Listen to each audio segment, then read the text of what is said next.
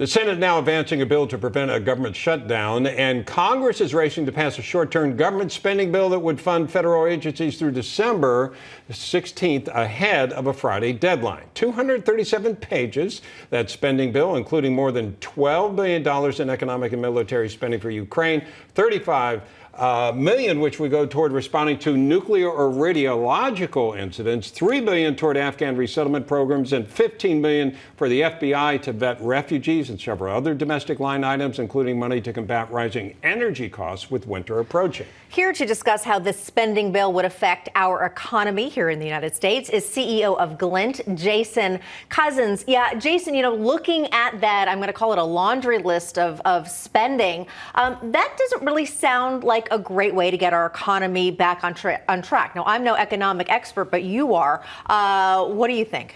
Well, look, I think we've got more than one storm going on right now. Of course, we've got recession and we've got inflation. And actually, the forces are in opposite to each other. And the wind's coming from inflation, the wind's coming from the recession. They're creating the storm. The Fed has got this impossible task.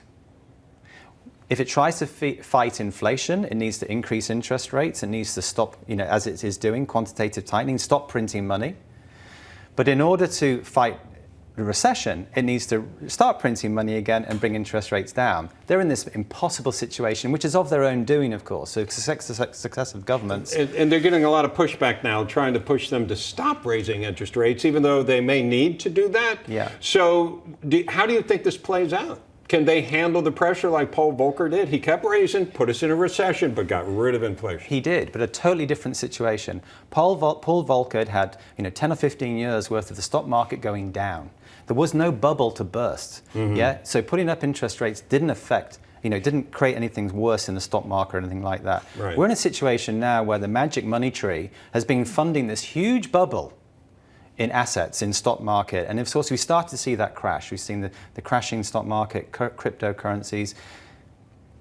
He is going to, well, the Fed, as I said, in an impossible situation. Yeah. The dollar is strong at the moment because they've committed, we will at all, to any extent, we will defend against inflation. So they started to stop printing money. Yeah. They've been doing the quantitative tightening. So we're going to get a recession. Is it going to be worse? I'm sorry. No, I was just going to say, so are we in one? Are we? We're definitely in one. We're definitely in one. And of course, let's talk about the other word, the war.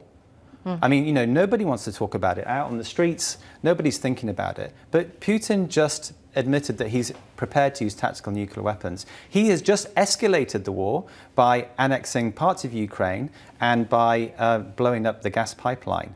And so this is an additional pressure. It's one of the reasons actually why I think the dollar is as strong as it is.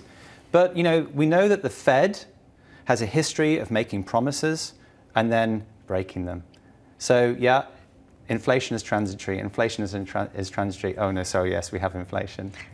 And what do you think about the job market? Do you think we're going to see layoffs start to happen pretty quickly? Well, let's just think about, you ask yourself the question. Already people are experiencing mortgage rates of 6%. I was at a modern almost 7. Yeah, I was at a modern affluent summit the other day, and I said to the audience, how many of you have had a mortgage when interest rates were above 5%, and about 5 people put their hands up? Wow. I remember double digits. Yeah, so do I. Yeah. And so the households are experiencing huge inflationary pressures. Of course, the worst hit are the lowest in the economy, the have-nots rather than the haves. Right. I can handle an energy bill going up a bit, but a lot of people can't. True. Then, of course, companies. We've got double the amount of debt that we had in 2008. That's scary. So all these companies funded by the magic money tree, now with increased interest rates. Jason Cozens of Glint, thank you so much, Jason, for being with us. Coming up, a programming note.